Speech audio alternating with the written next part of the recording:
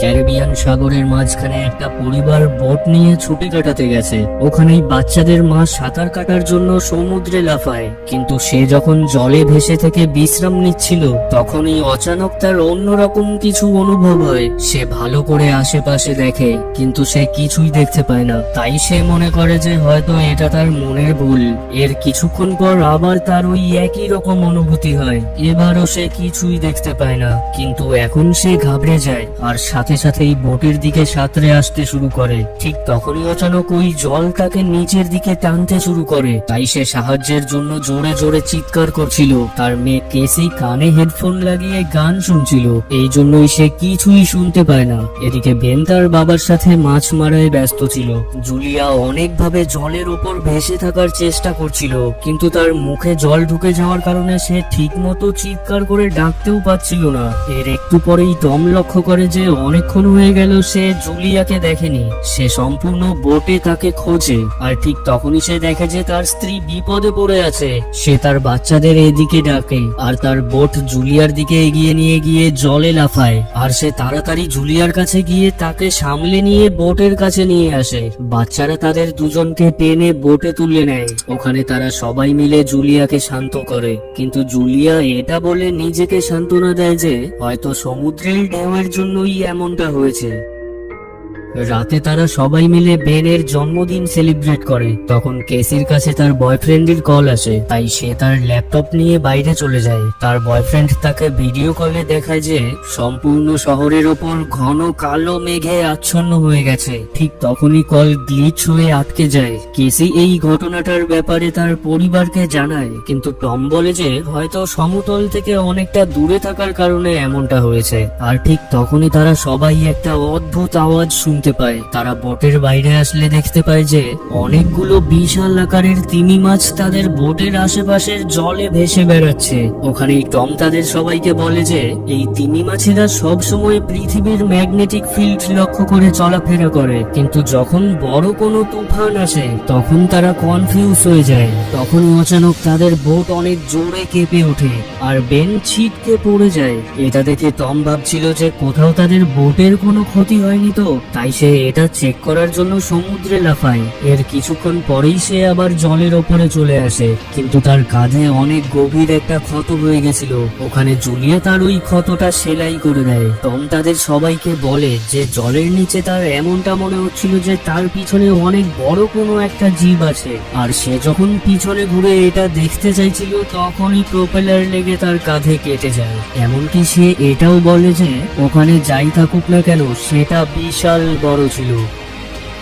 এখন টম দেখেছিল যে তাদের বোটে অনেক ক্ষতি হয়েছে, তাই তখন তাদেরকে সাহায্য চাইতে হয়। জুলিয়া রেডিওতে বারবার চেষ্টা করছিল, কেসিও তার ফোনে সিগন্যাল খুঁজছিল, কিন্তু কোনোটাই কাজ করছিল না। ঠিক তখনই কেসি অদ্ভুত একটা প্রাণী দেখতে পায় আর সে চিৎকার করে ওঠে, কিন্তু ওটা তো তার ভাই বেন ছিল, যে একটা মুখোশ পরে তার সাথে মজা করছিল।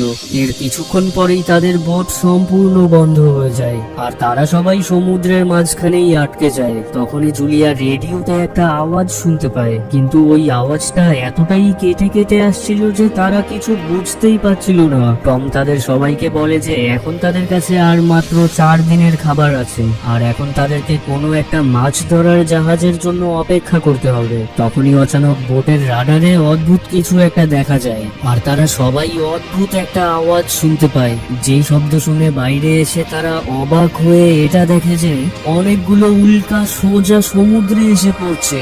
উল্কাগুলো যেই সব জায়গায় পড়ছিল ওখানে বিশাল ভয়ঙ্কর বিস্ফোরণ হচ্ছিল। তখনই আরো কয়েকটা উল্কা তাদের আশেপাশে এসে পড়ে। এটা দেখে টম সাথে সাথেই তার বোটের ইঞ্জিন স্টার্ট করে। বোটের ইঞ্জিনও স্টার্ট হয়ে যায়, কিন্তু ঠিক তখনই আরো একটা অনেক বড় উল্কা তাদের বোট ঘেঁষে পাশেই পড়ে। তখন টম বুঝতে পারে যে যেই সব আগুনের গোলা জলে এসে পড়ছে এসব কোনো উল্কা নয়, বরং স্যাটেলাইট ছিল। ঠিক তখনই বেন লক্ষ্য করে যে তাদের বোট থেকে ধোঁয়া বেরোচ্ছে। টম ভালো করে চেক করে দেখে যে তাদের বোটের ইঞ্জিন খারাপ হয়ে গেছে। বাইরে প্রচন্ড গতিতে হাওয়া বইছিল, তাই টম তাদের সবাইকে নিয়ে বোটের ভিতরে চলে যায়। তারা কেউ এটা লক্ষ্য করেনি যে বোটের কম্পাস উল্টো পাল্টা ঘুরছে। তাদের বোট ভীষণ জোরে কাঁপতে শুরু করে। বেন আবার পড়ে যায়, আর এবার তো তার গায়ে আঘাতও লেগেছিল। উঁচু উঁচু সমুদ্রের ঢেউ তাদের বোটে এসে আছড়ে পড়ছিল। টম অনেক কষ্টে মষ্টে বাইরে থেকে লাইফ জ্যাকেট নিয়ে আসে। ঠিক তখনই বোটের সম্পূর্ণ পাওয়ার কাট হয়ে যায়। সঙ্গে সঙ্গেই টম পাওয়ার বোর্ডের সুইচ টেপে, আর আবার লাইট চলে আসে। তখন বেন লক্ষ্য করে যে জুলিয়ার নাক থেকে রক্ত বের হচ্ছে। জুলিয়ার মাথা ঘুরছিল, যেখানেই কেসি সিনকে গিয়ে বমি করে দেয়। টম রেডিও হাতে নিয়ে কারোর সাথে যোগাযোগ করার চেষ্টা করছিল, কিন্তু সিগন্যালই পাচ্ছিল না। ঠিক তখনই অচানক অনেক তীক্ষ্ণ একটা আওয়াজ আসে, আর বাইরের হাওয়া আরো জোরে বইতে শুরু করে। জুলিয়া বোটের দরজা বন্ধ করার চেষ্টা করছিল, কিন্তু ওই হাওয়ার গতি এতটাই তীব্র ছিল যে তাদের বোটের জানালার কাঁচ ভেঙে যাচ্ছিল। টম একটা ফ্লেয়ার চালায়, আর তার একটু পরেই সম্পূর্ণ জায়গা অন্ধকারে আচ্ছন্ন হয়ে যায়। এরপর পরের দিন সকালে তাদের চোখ খোলে। তারা সবাই অনেক ঘাবড়ে গেছিল। তারা ভাবছিল যে হয়তো তারা ওই ঝড় থেকে বেঁচে গেছে, কিন্তু তাদের অর্ধেক বোট প্রায় ধ্বংস হয়ে গেছিল। আর এরপর যখন তারা বোটের বাইরে আসে, তখন তারা দেখে যে সমুদ্রের সব জল উধাও হয়ে গেছে, আর তাদের বোট একটা শুকনো জায়গায় আটকে আছে। এটা দেখে তো তারা সবাই অবাক হয়ে যায়। কেসি তার ফোনে সিগন্যাল চেক করে, কিন্তু একদমই নেটওয়ার্ক ছিল না। ওখানেই বেন দুটো মরা কাকড়া নিয়ে খেলছিল। টম কম্পাস চেক করলে দেখে যে সেটা তো উল্টো হয়ে গেছে। 7 লক্ষ বছর আগে শেষবার এমনটা হয়েছিল। কেসি তার বয়ফ্রেন্ডের চিন্তায় ভেঙে পড়ে। এটা দেখে জুলিয়া তাকে সান্ত্বনা দিতে আসলে কেসি তার থেকে দূরে চলে যায়। জুলিয়া আর টম লক্ষ্য করে যে তাদের কাছে আর প্রয়োজনীয় কি কি আছে। বেন তার বাজদের বেলুনগুলো হাওয়ায় তুলে দেয়, যাতে আশেপাশে কেউ থাকলে এটা দেখে বুঝতে পারে যে এখানে কেউ আছে। আবার টম রেডিওতে যোগাযোগ করার চেষ্টা করে, আর এবার একজন লোকের সাথে তাদের যোগাযোগ হয়। তার নাম ছিল নাও, আর সে ছিল একজন সাবমেরিনের ক্যাপ্টেন। তাদের সাবমেরিনও একটা শুকনো জায়গায় আটকে গেছিল। সে লক্ষ্য করে যে ম্যাগনেটিক পোলস উল্টো হয়ে গেছে, এর জন্যই সমুদ্র পিছনে সরে গেছে, আর সমতল জায়গা ডুবে গেছে। সে বলে যে সে এখনো অবধি তার মতো কোনো সার্ভাইভারকে দেখতে পায়নি। যোগাযোগের সব সিস্টেম নষ্ট হয়ে গেছিল, কিন্তু সে এটা বলে যে খুব তাড়াতাড়ি আবার ওই ম্যাগনেটিক পোলগুলো ঘুরে যাবে, আর হয়তো 1 সপ্তাহের মধ্যেই এই সমুদ্র আবার ঘুরে আসবে। সে ওই পরিবারকে সতর্ক করে দেয় যে যতটা সম্ভব উঁচু জায়গায় চলে যাও, কেননা যখন ওই জল ফিরে আসবে তখন সেটা খুবই ভয়ানক হবে। সে বলে যে তার ওই পার্টনার এই ক্র্যাশেই মারা গেছে, আর এই সাবমেরিনে শুধুমাত্র 3 জন লোকেরই জায়গা আছে। জুলিয়া আর টম তার কাছে অনুরোধ করে যে দয়া করে আমাদের বাচ্চাদের বাঁচাও। তারপর সে তার লোকেশনের ব্যাপারে ভালো করে তাদেরকে জানায়। টম ভালো করে হিসেব করে দেখে যে তাদেরকে ওই সাবমেরিন অবধি পৌঁছতে প্রায় 2 সপ্তাহ লেগে যাবে। টম তার পরিবারের সবাইকে বলে যে আজ তোমরা সবাই ভালো করে বিশ্রাম করে নাও, কাল সকালেই আমরা এখান থেকে বেরোবো। পরের দিন সকালে তারা সবাই প্রয়োজনীয় সব জিনিসপত্র গুছিয়ে নিচ্ছিল। তখনই টম পাশেই কিছু একটা নড়তে দেখে। ওটা একটা ল্যাংড়া লোক ছিল, যার হাতে একটা বর্শা ছিল, আর তার সাথে একটা কুকুরও ছিল, যেটা একটানা ডুবেই যাচ্ছিল। এটা দেখে টম তার কাছে এগিয়ে গিয়ে তাকে জলের বোতল দেয়, কিন্তু ওই লোকটা কিছু একটা বলে যেই ভাষাটা টম বুঝতেই পারে না। আর জল খাওয়ার পরেই অচানক ওই লোকটা টমের মাথায় বোতল দিয়ে বাড়ি দেয়, আর তার মাথাতেও অনেক জোরে একটা লাথি মারে। এটা দেখে জুলিয়া ভয় পেয়ে তার দিকে দৌড়ে আসে, কিন্তু ততক্ষণে অনেক দেরি হয়ে গেছিল। ওই লোকটা টমের পেটে ওই বর্শাটা ঢুকিয়ে দিয়েছিল।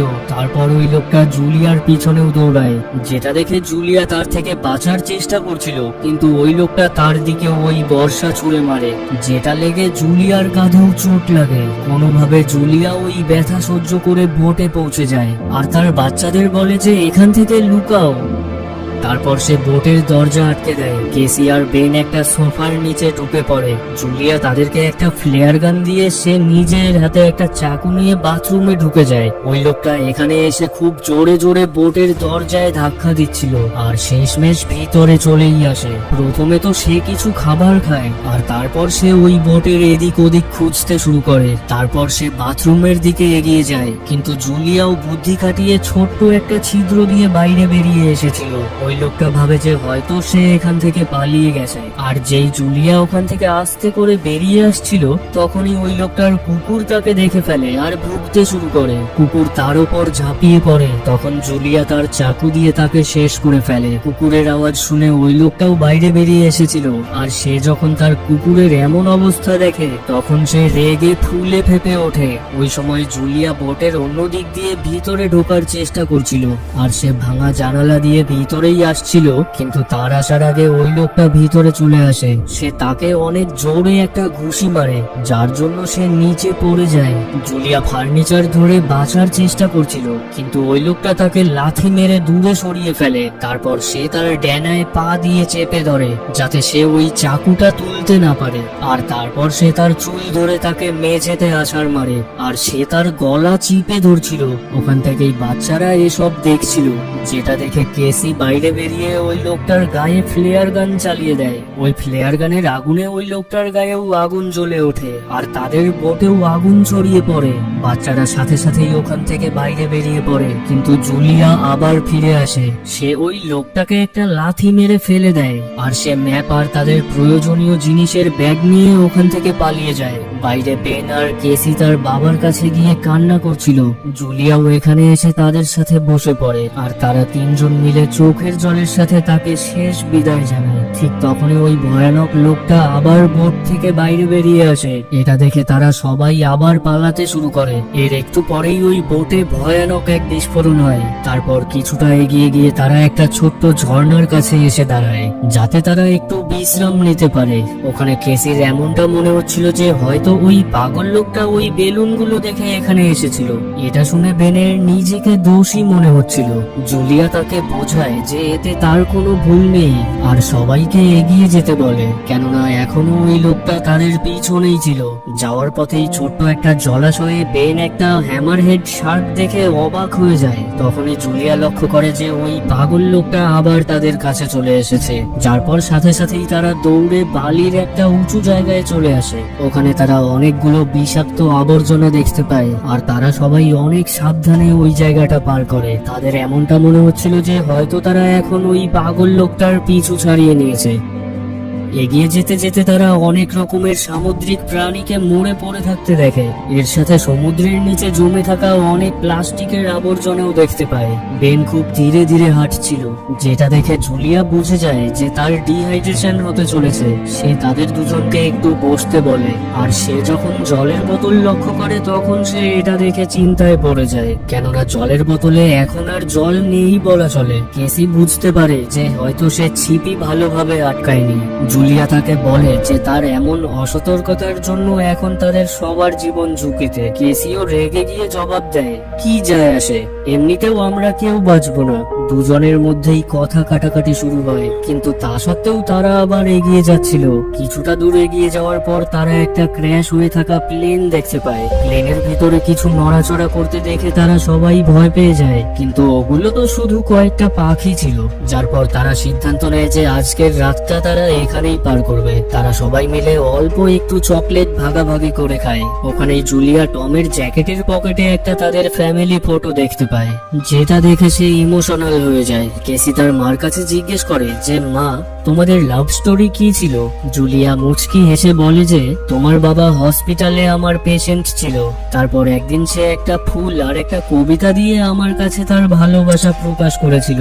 মাঝরাতে কেসি প্লেনের বাইরে বেরিয়ে আসে। ঠিক তখনই ওই পাগল লোকটা পিছন থেকে এসে তাকে ধরার চেষ্টা করে। তখনই অচানক জুলিয়া পিছন থেকে এসে তার উপর ঝাঁপিয়ে পড়ে আর একটা চাকু দিয়ে তার গায়ে অনেকবার আঘাত করে তাকে ওখানেই শেষ করে ফেলে। কেসি তার মাকে জড়িয়ে ধরে শান্ত করে। পরের দিন সকালে তারা দেখে যে ওই লোকটার গায়ে পোকামাকড় ধরে আছে, এমনকি তার শরীরের অনেক জায়গায় কামড়ানোর দাগ ছিল, যার মানে নিশ্চয়ই এই এলাকায় কোনো ভয়ানক জন্তু রয়েছে। আর যেই তারা ওখান থেকে বেরিয়ে পড়ে তখনই ওই লোকটার মুখ থেকে কয়েকটা কাকড়া বেরিয়ে আসে। কয়েক ঘন্টা পর জুলিয়া আর কেসি ম্যাপ দেখছিল, কিন্তু বেন ধীরে ধীরে এগিয়েই যাচ্ছিল। জুলিয়া চিৎকার করে বলে যে দাঁড়াও, কিন্তু বেন একটা জলাশয়ের কাছে গিয়ে জল খেতে শুরু করে। জুলিয়াও সাথে সাথেই তাকে টেনে ওখান থেকে উপরে তুলে নেয় আর তাকে বোঝায় যে অজানা জল তাদেরকে অসুস্থ করে ফেলতে পারে। সূর্যের তাপ ভীষণ তীব্র ছিল, তাই তারা সবাই কাপড় দিয়ে তাদের মাথা ঢেকে নেয়। ওখানেই বেনের মাথা ঘুরছিল। পাশেই তারা অনেকগুলো পুরনো চেয়ার পড়ে থাকতে দেখে, যেটা দিয়ে জুলিয়া আর কেসি আপাতত থাকার মতো একটা শেল্টার তৈরি করে।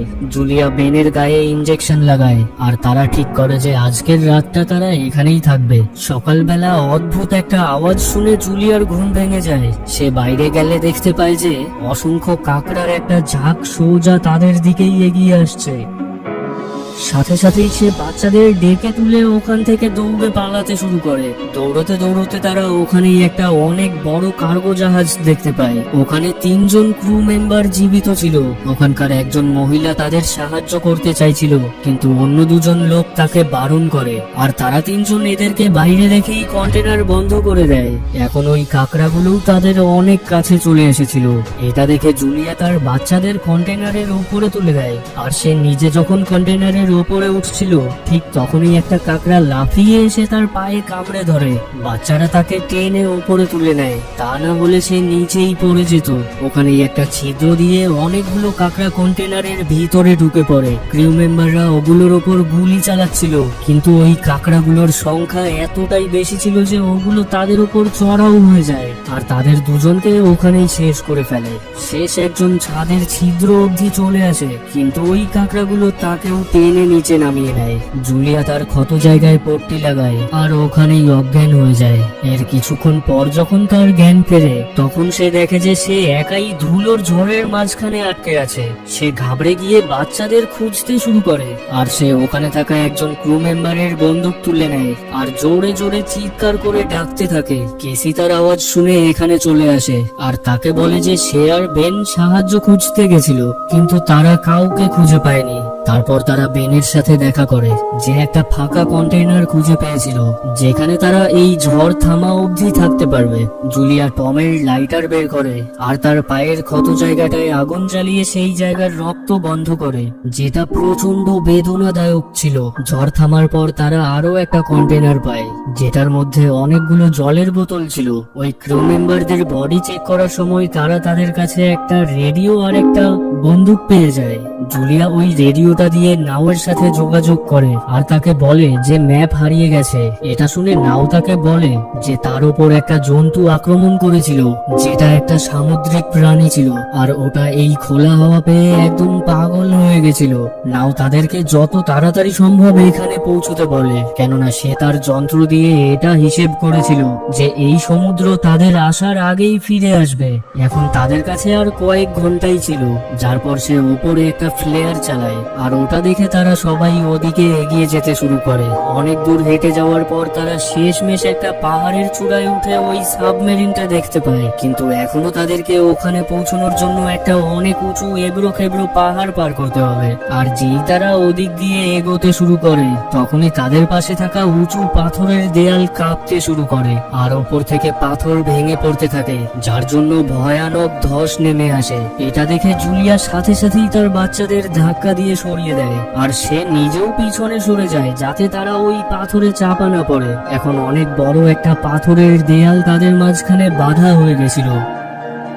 জুলিয়া তার বাচ্চাদের তাকে এখানে রেখেই এগিয়ে যেতে বলে, কিন্তু কেসি রাজি হয় না আর তার মাকে জোর করে বলে তাকেও তাদের সাথেই যেতে হবে। এই ব্যাপারটা নিয়ে তাদের দুজনের মধ্যে অনেক তর্কাতর্কি হয়। ওখানে জুলিয়া চিৎকার করে তাকে বলে পরে সে তাদেরকে খুঁজে বের করে নেবে। শেষমেশ কেসি তার ভাইকে নিয়ে এগিয়ে যায়। ওই এবড়ো খেবড়ো পাহাড়টা পার করে শেষমেশ বাচ্চারা ওই সাবমেরিন অবধি পৌঁছে যায়, কিন্তু ওখানে পৌঁছে তারা দেখে যে নাও তো রক্তাক্ত অবস্থায় সাবমেরিন সাবমেরিনের বাইরে দাঁড়িয়ে আছে। সে বুঝে গেছিল যে তার জন্য সব শেষ হয়ে গেছে, আর এখন বাচ্চারা সাবমেরিন নিয়ে নিতে পারে। কেসি যখন দেখে যে এখানে আরো একটা এক্সট্রা জায়গা থেকে যাবে, তখন সে সাথে সাথেই তার মাকে ফিরিয়ে আনার জন্য দৌড়ে চলে যায়। এদিকে জুলিয়া দেখে যে অনেকগুলো কাকড়া সোজা তার দিকে এগিয়ে আসছে।